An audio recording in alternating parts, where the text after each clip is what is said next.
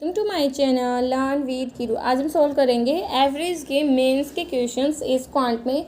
अगर आप पहली बार मेरे चैनल पे आए तो इसे लाइक करें, सब्सक्राइब करें एंड अपने दोस्तों में शेयर करें। जैसे कि यहाँ पे हमें जो पहला क्वेश्चन दिया गया, मतलब वहाँ पे हमें इतनी इन्फॉर्मेशन दी गई, इसके बेस पे हमें पहला एंड दूसरा दोनों क्वेश्चन को सोल्व करना है। तो जैसे कि यहाँ पे पहले क्वेश्चन में हमें क्या बोला गया कि 5 मेंबर्स हैं ABCDE एक फैमिली में, और जो रेशियो है एजेस का A एंड B का वो 3 एंड 4 है, and sum of ages of D and E 5 year hence 90 है। किसका? D एंड E का। तो एक बात बताओ, हंस का मतलब होता है 5 साल बाद, तो D और E की प्रेजेंट एज का सम भी तो आ जाएगा। अगर दोनों में से 5-5 साल घटा देंगे, मतलब 10 साल घटा देंगे तो 80। ठीक है। इफ़ C वाज बोर्न, कहता है कि C बोर्न होता है 4 साल बाद, then is actual date of birth, अगर मतलब जो उसकी एक्चुअल डेट ऑफ बर्थ थी उससे 4 साल बाद C बोर्न होता है, तो present age of C would be half of the present age of E की प्रेजेंट एज का हाफ होगी C की प्रेजेंट एज। ओके, देन यहाँ पे हमें क्या मांगा गया इसने पहले क्वेश्चन में कि what is the age of D 4 year ago, कि D की एज 4 साल पहले क्या होगी अगर उसकी जो C की करंट एज है वो 27 साल है। मतलब यहाँ पे हमें C की करंट एज दे दी। देखो, अगर C की करंट एज है तो हमें तो पता था कि C था E/2, मतलब E की कितनी एज आ जाएगी, फिर मल्टीप्लाई कर देंगे, मतलब 54। ठीक है, E की भी एज आ गई 54 एंड C की भी एज आ गई थी 27। ओके, एंड हमें पता है कि D और E का सम कितना था 80। तो अगर E की एज हमारी 54 है और तो D की एज कितनी आ जाएगी, घटाएंगे 54 को तो मतलब 26। ये है प्रेजेंट। और इसने बोला था कि 4 साल बाद सम ऑफ एज, नहीं एक मिनट, आगे इसने क्या बोला है, हमें D की एज निकालनी है 4 साल पहले की। ठीक है, what is the age of D 4 year ago. ठीक है, तो एक बात बताओ, हमारे पास क्या है कि हमारे पास है ना जो एज आई है D की वो आ गई, एंड हमारे पास C की आ गई, C की आ गई, तो D की जो एज आई है वो हमारी ये 26 ठीक है, तो हमें क्या जाना है, हमें तो 4 साल पहले की 4 ईयर्स एगो की एज बतानी है। ठीक है, मतलब वापस जाएंगे। ठीक है, तो 4 जोड़ देंगे, मतलब कि कितना आ जाएगा 30 ईयर्स। ठीक है, देन इसने बोल दिया अगले में कि अगर आफ्टर 3 ईयर A है ना 20 साल का हो, मतलब B की अगर 30 साल 20 साल 3 साल बाद की एज है, तो प्रेजेंट कितनी आ जाएगी 17, घटा देंगे 3। ठीक है, and what is the average of ABDE, और A और B का रेशियो था 3-4 का, मतलब ये क्या है भाई, ये 3 वो था हमारे पास 5 साल पहले का, क्या 3x था और 4x था, ये A और B का ना 5 साल पहले का था, तो प्रेजेंट कितना हो जाएगा 3x + 5 4x + 5। ठीक है, तो प्लस प्लस कर देंगे। ठीक है, तो यहाँ से हमारे ये किसके बराबर होगा 17 के, तो यहाँ से सोल्व करेंगे तो x की वैल्यू कितनी आ गई 4, तो वहाँ से A और B दोनों की आ जाएगी, A और B की आ गई, और D और E का सम तो हमें दे ही रखा था, एवरेज निकाल देंगे। कैसे? देखो, ये हमारा पहला क्वेश्चन है जिसमें हमारे पास ये यहाँ से D और E की प्रेजेंट निकाली, C और E का रेशियो था, क्योंकि उसने ये बोला था ना कि अगर आप एक चीज़ पे कंफ्यूज हो सकते हो, क्योंकि C बोर्न होता अगर 4 साल बाद, मतलब ये 4 साल बाद की एज के अकॉर्डिंग आया है। ठीक है, तो हमें उसके अकॉर्डिंग निकालना है। ठीक है, एंड सेकंड वाले में हम A की एज दे रखी थी, तो हम पहले प्रेजेंट में गए, तो प्रेजेंट का ही हमने यहाँ पे निकाले 3x + 5, उसकी इक्वेट कर दिया, x की वैल्यू 4 आ गई, तो वहाँ से B की भी एज आ गई, और D और E का सम हमें दे रखा था, तो चारों को जोड़ दिए, 4% थे 4 से डिवाइड कर दिया, यहाँ से एवरेज आ गया। ठीक है, मेन हमारा पर्पज़ होता है, हमें ये आना चाहिए कि हमें क्वेश्चन को कैसे कैलकुलेट करना है, कि कौन कौन सी कंसेप्ट यूज़ हो रही हैं। देन यहाँ पे 2 years ago the age of the Raju was 4 times that age of his son. ठीक है, 2n साल पहले, ठीक है, राजू और उसकी सन का जो एज का रेशियो है वो 4:1 होगी, क्योंकि वो 4 times अपने बच्चे की, and n year ago age of Raju thrice that of his son, और n ईयर एगो वो 3 times है अपने मतलब बेटे का। ठीक है, ये हमें दे रखा है। एंड आगे इसमें क्या बोला है, if n years later the sum of ages of Raju and son will be 80 years, तो 80 ईयर्स होगा जब n साल बाद। तो एक बात बताओ, ये हमारे पास थी 2n एगो की, और ये हमारे पास है n ईयर्स एगो की। ठीक है, तो हम क्या कर सकते हैं भाई, 2n ईयर्स एगो। ठीक है, तो ये हमारा 4n और 1n था, तो प्रेजेंट कितना आ जाएगा भाई 4x है, x है, 2n ईयर एगो की थी, तो प्लस में 2n कर दो, इसमें प्लस में 2n कर दो, या दूसरा तरीका क्या, ये हमारे 3x और 1x होता, तो हम इसमें क्या करते, इसमें ये n ईयर एगो था ना, तो 3x + n और ये x + n। ठीक है, ये कर देते, और फिर इसमें से 2n और 1n घटा देते, मतलब दोनों भी हमारे सही हैं। तो देखो हम कैसे करेंगे इसको करने के लिए, देखो राजू एंड उसका सन। ठीक है, ये 2n ईयर्स एगो मतलब ये 4 टाइम्स है उसका, क्योंकि देखो इसने एक चीज़ बोली है, एक मिनट देखो, 2n ईयर है जो राजू है ना वो 4 टाइम्स है अपने बच्चे का, और n ईयर है वो ना राजू है वो 3 टाइम्स है सन का, ठीक है, यही बोल रखा है। तो देखो राजू है ना 4 टाइम्स है, तो मतलब देखो 3x और 1x ये है ना 3 टाइम्स है अपने बच्चे का, ठीक है। इसमें ना एक चीज़ इग्नोर हो गई, देखो जैसे क्योंकि इसने बोला था n ईयर एगो राजू 3 टाइम्स था, तो मतलब n ईयर एगो, तो यहाँ पे ये है ना n ईयर एगो की एज है, तो n ईयर्स लेटर मतलब प्रेजेंट कितनी आ जाएगी 3n प्लस n, ये आएगी प्रेजेंट, ये नहीं है, यहाँ पे थोड़ा मिस्टेक है इसमें, ठीक है, कि 3n प्लस n और x प्लस n ये प्रेजेंट आ गया, और अगर 2n ईयर्स एगो जाएंगे तो 2n इसमें कितना आ जाएगा, मतलब घटा देंगे 2n को, तो मतलब ये आ जाएगा 3x माइनस n, और इसमें से घटाएंगे तो x माइनस n, ठीक है, ये आ गई हमारे पास। और हमें है ना इसने है ना n साल बाद की जो एज है उसका सम भी हमें दिया है कितना 80, तो हम n साल बाद चले जाएंगे 3x प्लस 2n और x प्लस 2n हो जाएगा इज इक्वल टू ये 80 के बराबर, मतलब 4x plus 4n is equal to 80, मतलब x प्लस n हमारा आ जाएगा 20 के बराबर, ठीक है। थोड़ा आप ना ये जो सॉल्यूशन पहले निकाला उसको इग्नोर करना, क्योंकि उसमें ना गलती से ये वाली चीज़ गलत ली गई है कि ये प्रेजेंट ले ली गई, लेकिन ये तो n ईयर एगो की एज है उसने बोल रखा है, ठीक है। तो अब हम क्या कर सकते हैं, हम ना एक इक्वेशन हमारी ये बन गई, दूसरी इक्वेशन हम कैसे कर सकते हैं भाई, हमें पता है ना कि 2n ईयर एगो पहले उसका रेशो 4:1 है, तो 2n ईयर एगो मतलब 3x प्लस n ये प्रेजेंट है, इसमें से 2n घटाएंगे एंड अपोन में x प्लस n है, इसमें से 2n घटाएंगे और इसका रेशो 4:1 है, एक इक्वेशन यहाँ से बन जाएगी, दोनों को सोल्व करेंगे हमारा आंसर आ जाएगा, ठीक है। यही गड़बड़ थी इसमें, और तो आप ट्राई कर सकते हो इसको, ओके। एंड फिर भी अगर कोई कन्फ्यूजन रहेगी तो हम इसको नेक्स्ट अगर कोई इस क्वांट की वीडियो बनाएंगे उसमें समझ लेंगे। देन इसमें फोर्थ का the sum of ages of father and son is 50 years, कहता है कि जो फादर है और जो सन है उसकी एज का सम 50 ईयर्स है, मतलब हमने मान लिया ये x है, ये 50 माइनस x है, 8 साल पहले उनकी एज का प्रोडक्ट, ठीक है। तो 8 साल मतलब 8 x माइनस 8, 50 माइनस करेंगे तो 42 माइनस x, इनका जो प्रोडक्ट है ना वो किसके बराबर 2 times the father age at that time, इस टाइम पर जो फादर की एज थी उसके 2 टाइम्स के बराबर है, ठीक है। तो यहाँ से सोल्व कर लेंगे, हमारे पास x की वैल्यू आ जाएगी, x की वैल्यू आ जाएगी तो फादर एंड सन दोनों की एज आ जाएगी। कैसे देखो, फादर एंड सन का सम दे रखा था हमने, x मानी फादर की तो सन की हो जाएगी 50 माइनस x, देन 8 ईयर्स बाद उनका प्रोडक्ट हमारा है ना 2 टाइम्स फादर की इसके इक्वल दे रखा था, वहाँ से सोल्व करने पर एक क्वाड्रेटिक इक्वेशन आई और है ना फादर की एज आ गई तो सन की भी आ जाएगी, क्योंकि फादर एंड सन 50 थे तो फादर की एज को घटाएंगे तो सन की आ जाएगी, ठीक है। देन फिफ्थ में बोल रखा है Shweta and Neha profess to tell their parents ages as 25 and 20, देखो यहाँ पे एक वर्ड है प्रोफेस, प्रोफेस का मतलब होता है झूठ बोलते हैं, मतलब ऐसे बोल देते हैं कि हाँ भाई ऐसी होगी, दावा करती हैं वो इस चीज़ का, मतलब एक टाइप से झूठ बोलती हैं, ठीक है, लेकिन वो उनकी ओरिजिनल एज नहीं है। Ratio of their original age is 5 year ago was 5x and 4x, हमने मान लिया देखो 5 साल पहले 5x 4x था, तो प्रेजेंट में कितना आ जाएगा +5 ठीक है। एंड तो ये सम हो गया, ओके। देन इसने बोल दिया सम ऑफ बोथ 5 ईयर हंस, ये है ना इतना ज़्यादा होगा सम ऑफ द प्रेजेंट एजेस, तो देखो 5 साल बाद कितनी हो जाएगी 5x प्लस 10 4x प्लस 10, तो हमारे पास रेशियो आ गया ना प्रेजेंट का सम एंड जो उसका 5 साल बाद की है उसका सम, तो उसको हम इसके इक्वेट कर देंगे और आंसर निकाल देंगे, फिर हमें पता चल जाएगा वो सच बोल रही थी या नहीं। कैसे देखो 5 साल पहले हमें रेशियो दे रखा था, हम नेक्स्ट के फॉर्म में माना टोटल आ गया, देन 5 ईयर हंस करेंगे क्योंकि 5 साल पहले की तो ये प्रेजेंट आ गए, देन 5 ईयर हंस का भी हम निकाल सकते क्योंकि 5 जोड़ दिया, ठीक है। अब इसने बोला कि जो प्रेजेंट है ना उससे 5 साल बाद हमारी एज ज़्यादा है इतनी, तो रेशियो आ गया हमारे पास, तो हमने क्या किया 9x प्लस 20 हमारा ज़्यादा था इससे, तो उसके मल्टीपल में हमने ये कर दिया, ठीक है। जब कैसे, क्योंकि ये 25 प्लस 20 क्यों किया, देखो इसने क्या बोला हमें, क्योंकि है ना किससे इतना ज़्यादा है more sum of the present ages of both professed by them, जो उन्होंने प्रोफेस्ड की थी उसका, तो प्रोफेस्ड उन्होंने कितनी की थी 25 एंड 20, तो उसका हम कर लेंगे, तो यहाँ से 25 एंड 20 जो प्रोफेस्ड की थी उसके सम का इतना परसेंट ज़्यादा है, तो वहाँ से सोल्व करेंगे, एक्स की वैल्यू आ गई, एक्स की वैल्यू आ गई तो सम ऑफ प्रेजेंट एजेस पूछा है वो कितना है 9x प्लस 10, तो हम पुट कर देंगे हमारा आंसर आ जाएगा, ठीक है। यहाँ पे ये जो वर्ड था ना प्रोफेस वाला ये इसका यूज़ हुआ है, ओके। फिर ratio the present ages of P and Q is 3x and 4x, sum of the present ages of S and P 41 है, ठीक है। तो एस की कितनी आ जाएगी भाई, 41 सम था तो 41 में से पी की एज घटाएंगे तो एस की आ जाएगी।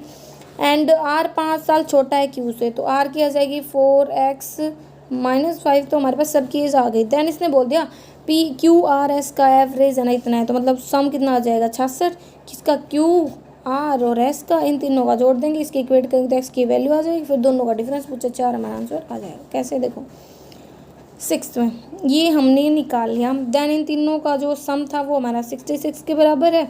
सोल्व करने पर एक्स की वैल्यू आ गई, दोनों का डिफरेंस पूछे, हमारा 4 आंसर आ जाएगा।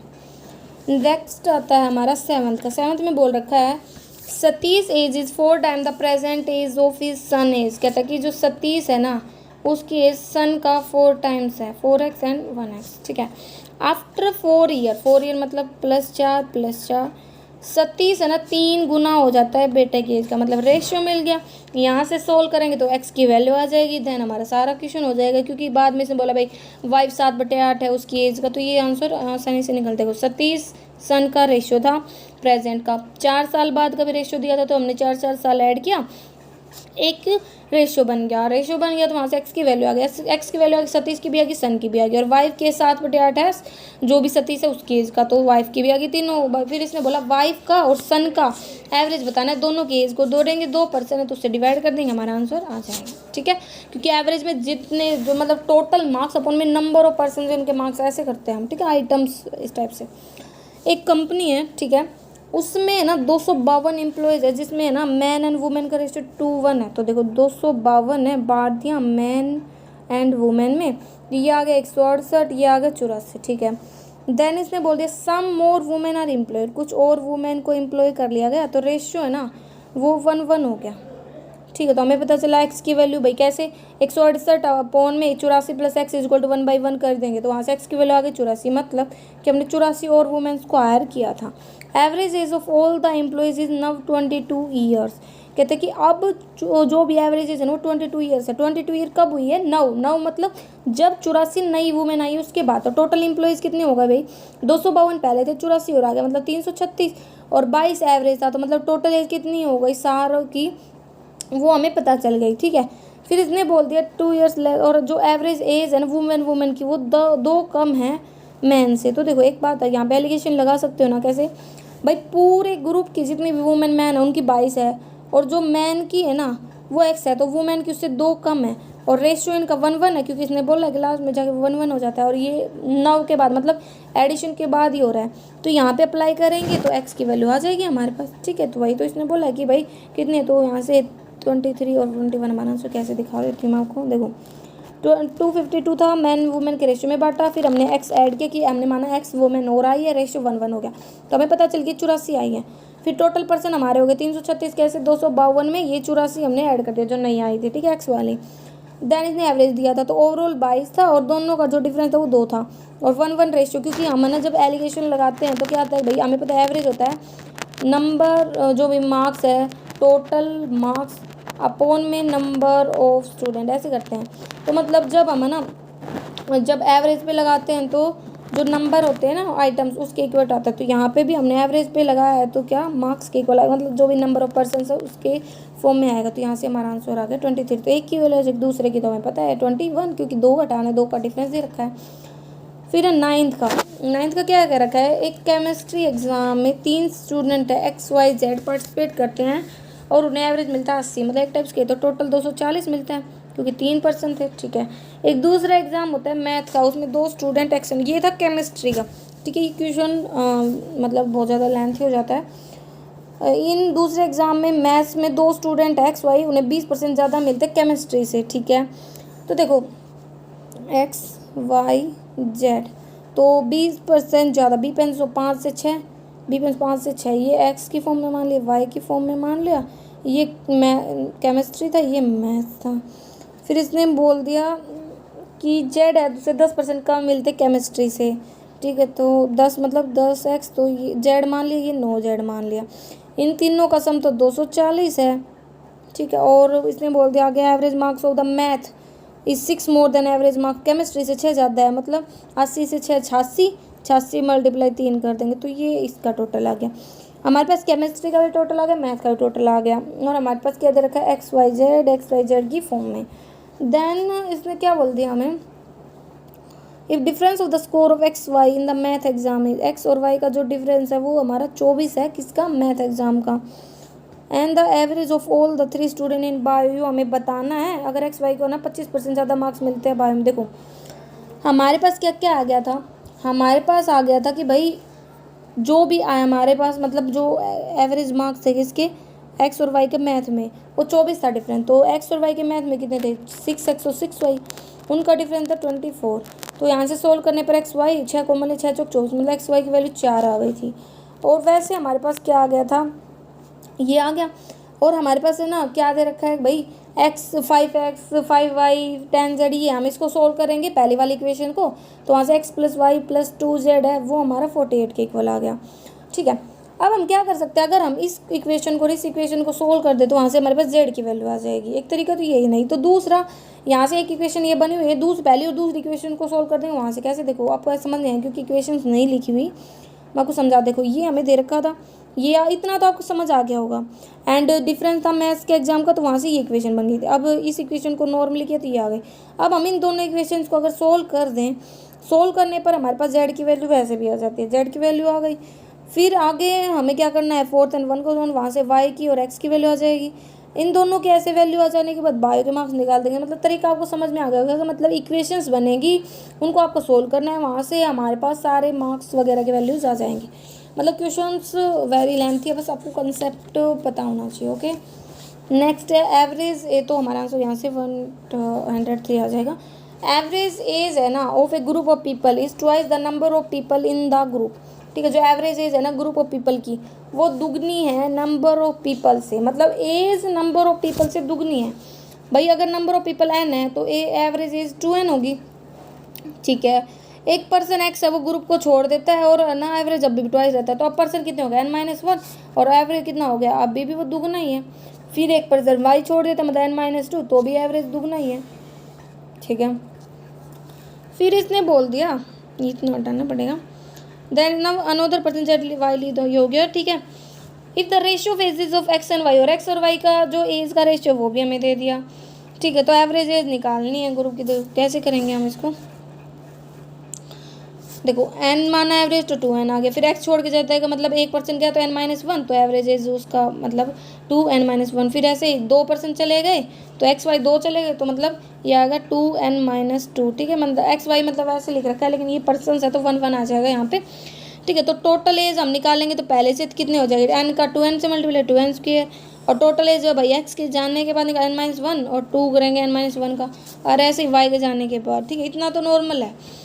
अब ये इक्वेशंस बन गई, हमने क्या करना है, इन इक्वेशंस को सोल्व करना है। इनको सोल्व कर लेंगे यहाँ से। ठीक है, क्योंकि देखो इसने है ना हमें एक्स और वाई का रेशियो दिया है, हम उसको मान लेंगे 19 के और 17 के, उसकी फॉर्म में हमें, और जेड की वैल्यू इसने दे रखी है कि जेड जो छोड़ के गया था वो बाद गया, तो यहाँ पे एक्स और वाई की के की फॉर्म में वैल्यूज पुट कर दोगे, एक इक्वेशन ये बन गया, ऐसे दूसरी इक्वेशन बन जाएगी, वहाँ से के की वैल्यू हमें पता चल गई, के की वैल्यू को पहले वाले में पुट कर दोगे तो एन की वैल्यू आ जाएगी। एन की वैल्यू आने के बाद तुम्हारे लिए क्वेश्चन आसान हो जाता है, तो एन की वैल्यू आएगी 10, और एन की वैल्यू 10 आने के बाद सोल्व करेंगे तो के की वैल्यू आएगी 2, और फिर तो जेड छोड़ने के बाद हम इसका आंसर आसानी से निकाल सकते हैं। ये यहाँ से पूरी फ़ोटो आई नहीं, ठीक है, वैसे जेड चला जाएगा तो अब कोई भी इक्वेशन है उसमें हम पुट करेंगे तो आंसर आ जाएगा। ठीक है, फिर भी कन्फ्यूजन रहता है तो you can comment. Next question है 11th का, क्या बोल रखा है, ये जी है, average age of husband and wife जिनकी शादी 7 साल पहले हुई थी वह 25 ईयर। ठीक है, 25 ईयर थी, मतलब हस्बैंड एंड वाइफ की एज का सम 50 साल है शादी के टाइम पे, और ये होती 7 साल पहले, तो 7 से 14, मतलब अब प्रेजेंट में बात करें तो 14 जोड़ देंगे मतलब 64। ठीक है, ये हो गया। फिर इसने बोल दिया कि now average age of the family including husband wife and a child, child भी बोर्न हो गया बीच में, तो अब हस्बैंड वाइफ एंड चाइल्ड की एज कितनी होगी, 22 × 3 मतलब 66। तो एक बात, तो प्रेजेंट एज तो इनकी 64, तो बच्चे की एज कितनी होगी, 2 साल, सिंपल था। देखो हस्बैंड वाइफ का शादी के टाइम पे, चाइल्ड आ गए तो इतनी हो गई, और प्रेजेंट एज कितनी हो जाएगी, भाई दोनों की जोड़ोगे तो 64, तो ये आ गया, इसकी घटा देंगे तो बच्चे की एज आ जाएगी। 12 का क्या दे रखा है हमें, average age of mother father and son was 42 years. कहते कि जो एवरेज एज है ना मदर फादर एंड सन वो है ना 42 है, मतलब सन कितना हो जाएगा, 42 से 3 की मल्टीप्लाई कर देंगे 126, ठीक है, कब की बात है ये, जब शादी हुई थी बेटे की और 1 साल बाद एक बच्चा भी बॉर्न हो जाता है। And 6 years after 6 years of marriage average and family को 36 साल हो जाते हैं। देख बताओ, मैरिज में मतलब मदर फादर सन, सन की वाइफ एंड जो इन्फेंट था वो, ये सब आ गए।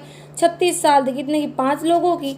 तो सम कितना हो गया, 180। ठीक है, 180 हो गया। तो देखो 180 में मदर फादर एंड जो सन है वो 126 साल के हैं। कब, जब शादी हुई थी। और शादी को अब कितने साल हो गए, 5 साल, नहीं सॉरी 6 साल, क्योंकि इन्होंने 6 ईयर लेटर, मतलब 6 × 6 18 एज है, तो 18 जोड़ेंगे तो कितनी आ गई ये, इन तीनों की हो गई 144 प्रेजेंट में। 144 अगर इसमें से घटाएंगे तो किसकी बचेगी, सन की एंड वाइफ की। तो 180 माइनस 144 कर दो। ठीक है, अब इन्फेंट तो 1 साल बाद हुआ है शादी की, तो मतलब आज के टाइम में इन्फेंट की उम्र तो 5 साल की होगी, क्योंकि शादी के 6 साल बाद की उम्र है नहीं है, तो 5 साल वो घटा देंगे तो वाइफ की उम्र भी आ जाएगी। तो ब्राइड की उम्र इसने पूछी है। देखो कैसे, इनकी हमें दे रखी थी तो 126 ईयर आ गई, और 6 साल बाद की भी उम्र दे रखी। प्रेजेंट एज इनकी तीनों की हमने निकाल ली, और इन्फेंट की भी 5 साल होगी, तो प्रेजेंट एज ब्राइड की हम निकाल सकते हैं, सारों के एज को घटा देंगे। और मैरिज के टाइम ब्राइड की कितनी थी, तो मैरिज 6 साल पहले, तो 6 घटा देंगे। ठीक है, फिर बात आती है 13 की। 10 साल पहले जो एवरेज एज है ना, ऑल सॉरी 13, 10 साल पहले the average age of all the 25 teacher of A girls college was 45। मतलब टोटल कितनी थी, 25 × 45, मतलब 1125 थी 10 साल पहले। ठीक है, and 4 year ago principal retire हुआ था, तो 4 साल पहले कितनी उम्र होगी इनकी, 4 साल पहले, मतलब ये 10 साल पहले की थी, तो 6 साल जोड़ दो। ठीक है, तो 6 साल जोड़ देंगे किन के, सारों के 25 में 25, 25 को 25 25 के 150, क्योंकि 25 टीचर थे ना, तो सबके 6 करेंगे। तो यहाँ से आगे 1275, ये आ गई 4 साल पहले की उम्र। ठीक है, फिर कहता है कि टीचर रिटायर हुआ था कौन, प्रिंसिपल, जिसकी उम्र थी 60 साल।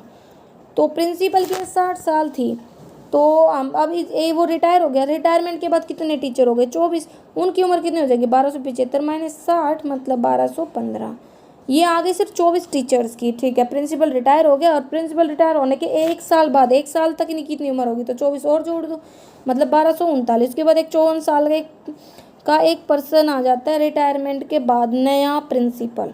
ठीक है, तो अब क्या पूछा है, जो इफ प्रिंसिपल है आज वो कंसिडर प्रेजेंट एवरेज एज बतानी सभी टीचर की, मतलब प्रिंसिपल के साथ। देखो कैसे करोगे, 10 साल पहले की उम्र दे रखी थी, तो एवरेज था, तो टोटल निकाल लिया।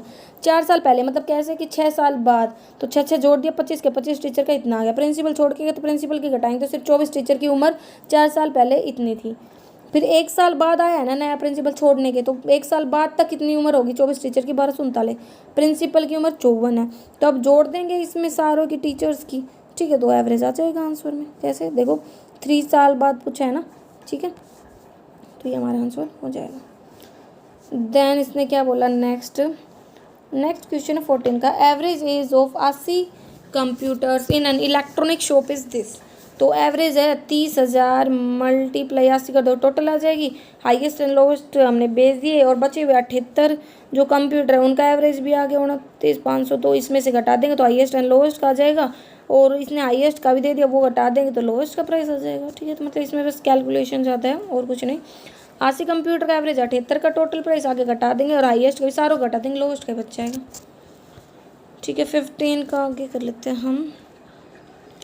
15 में क्या बोल रखा है, 11 years earlier the average age of the family of 4 member was 28 year. मतलब 11 साल पहले फैमिली की एज है ना कितनी थी, 28 साल। तो 11 साल पहले थी, तो मतलब 28 × 4 112, क्योंकि 4 ही मेंबर थे। तो प्रेजेंट कितनी हो जाएगी भाई, 11 साल पहले, 11 चौक 44 जोड़ दे, मतलब 156 ईयर, ये आ गई प्रेजेंट। फिर कहता है कि now the age of same family with 6 member is yet the same even when 2 children were born in this period. और आज भी है ना, जो 6 मेंबर हो गए 2 बच्चों के बोर्न होने के बाद, तो भी एवरेज एज है ना इनकी 28 साल ही है, मतलब 28 × 6 मतलब 168 है।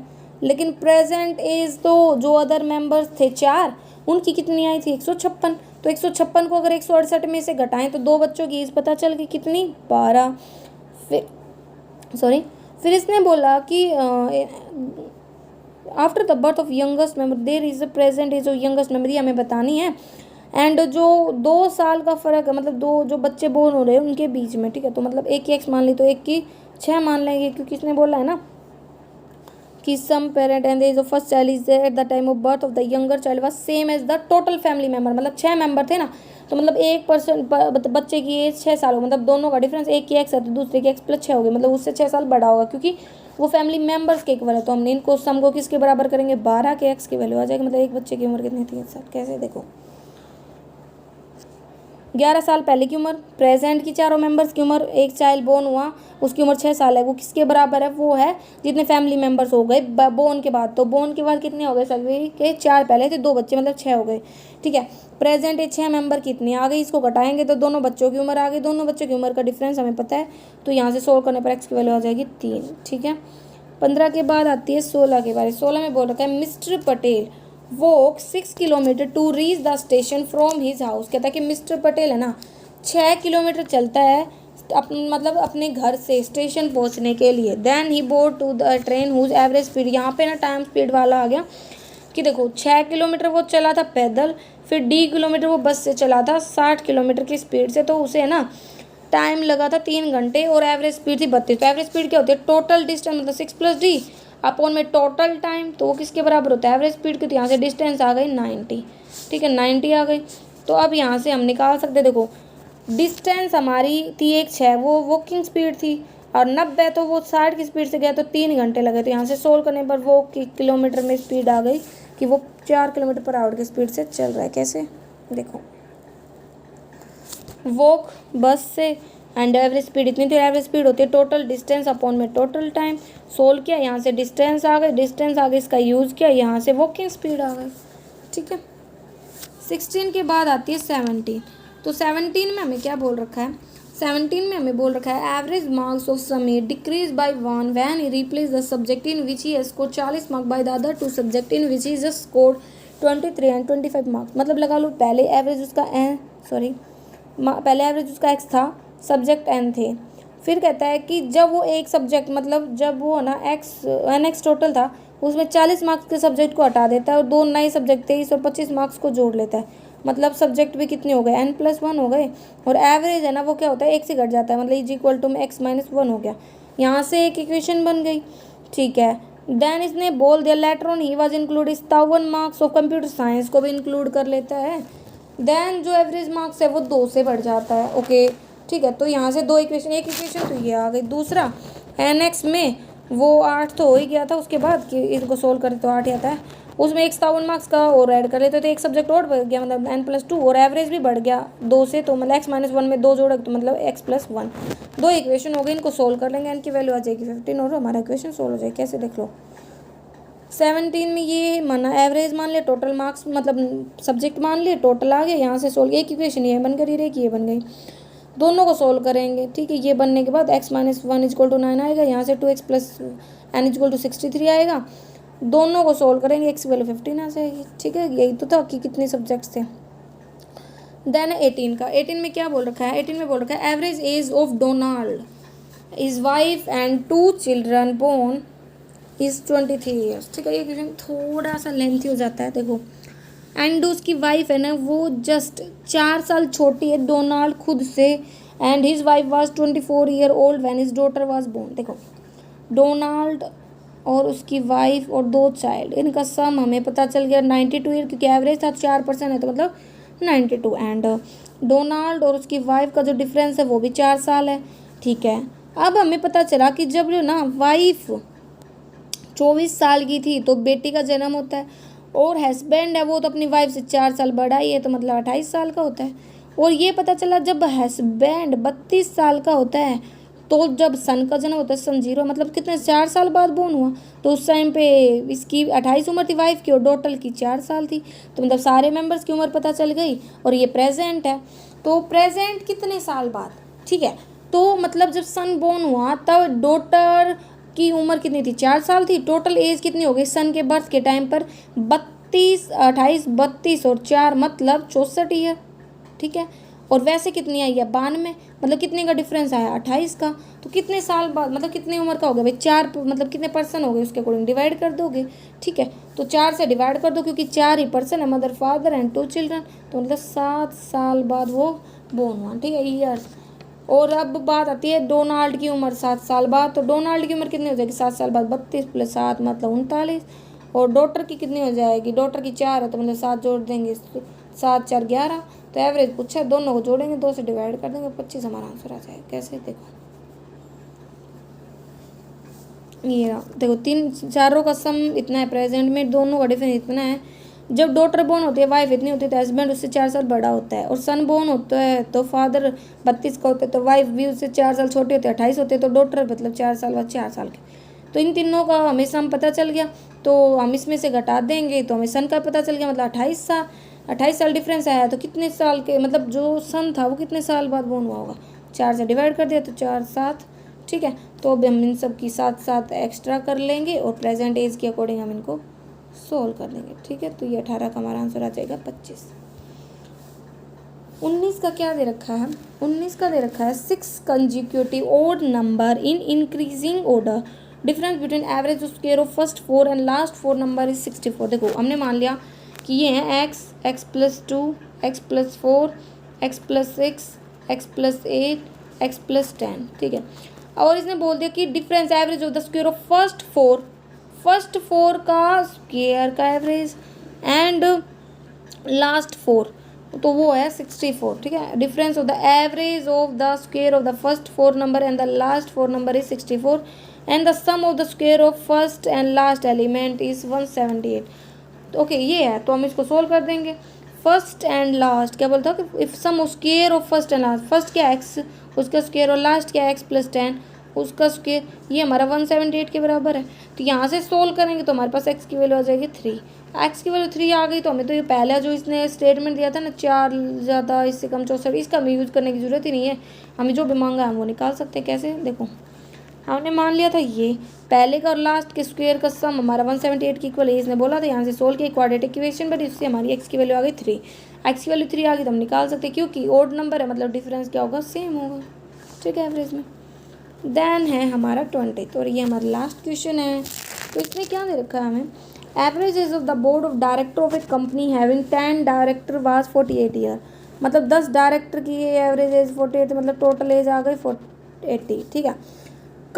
Coincidentally when a director age 53, मतलब डायरेक्टर चला गया जिसकी एज थी 53 of the board, another director die, और उसी दिन एक डायरेक्टर मर गया जिसकी एज हमने मान लिया x, so is new director आ जाता है जिसकी एज होती है 34, मतलब पहले पर्सन 10 थे तो अब 9 ही रह गए, नहीं तो क्योंकि एक तो चला गया एक मर गया और एक ही आया है तो 9, तो एवरेज एज बोलता है कितनी हो जाती है 46, मतलब कितनी होती है 9 डायरेक्ट वाज फाउंड, 1 मिनट 46, ठीक है। तो इसकी इक्वेट कर देंगे यहाँ से 9 की 46, मतलब क्या बोल रहा है ये 9 director was found next year, मतलब 1 साल बाद की है ये, कितनी 414, बट हमें तो प्रेजेंट की चाहिए, तो इसके इक्वेट कर देंगे, यहाँ से सोल्व करेंगे, x की वैल्यू आ जाएगी 56। कहते हैं देखो प्रेजेंट इज दोनों सारों की, ठीक है, और नंबर और डायरेक्ट 10 थे, लेकिन एक चला गया एक मर गया एक ज्वाइन हुआ तो 9 बच गए, और एवरेज ये 1 साल बाद का मैंने 46 दे रखा था, लेकिन हमें तो 1 साल पहले का चाहिए तो 45, उसकी इक्वेट किया